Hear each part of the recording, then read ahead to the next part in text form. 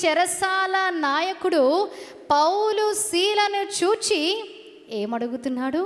రక్షణ పొందుటకు నేను ఏమి చేయాలి? మన ప్రవర్తనను చూసి మనము దేవుని గూర్చి చెప్పుతున్న సంగతులు ఇతరులు విని వారు దేవుని దగ్గరికి వచ్చేవారుగా ఉండాలి. కానీ మనని చూచే ఇతరులు వీళ్ళేం క్రైస్తవులు అని చెప్పుకునే వారుగా ఉండకూడదు. మనను చూచి ఇతరులు దేవుని దగ్గరికి వచ్చేవారుగా ఉండాలి.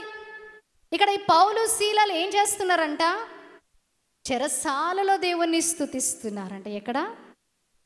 చెరసాలలో. అదే మనం చెరసాలలో ఎవరైనా వేశారనుకోండి, ఏం చేస్తాం? బాధపడుతూ దుఃఖిస్తూ, నేను ఏ తప్పు చేయలేదు, ఏ పాపము చేయలేదు, నేను ఏ పాపము ఎరుగను, అలాంటి నన్ను తీసుకొని వచ్చి ఇక్కడ పెడతారా?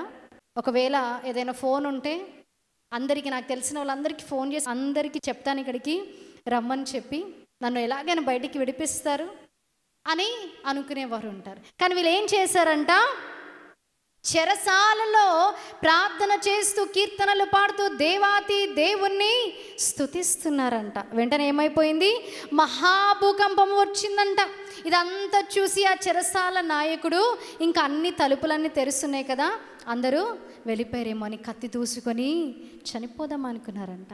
కానీ అక్కడ ఏమని వ్రాయబడి ఉంది?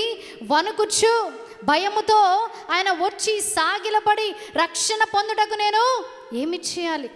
దేవాతి దేవుడు మన జీవితంలో చేసే కార్యములు ఇతరులు చూచి వారు దేవుని దగ్గరికి వచ్చేవారుగా ఉండాలి. మన ప్రవర్తన అదే విధముగా ఉండాలి. ఇక్కడ వచ్చి ఆయన ఏం అడుగుతున్నాడంట?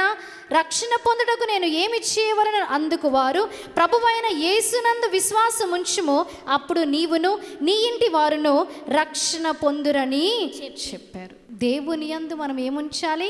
విశ్వాసం ఉంచాలి.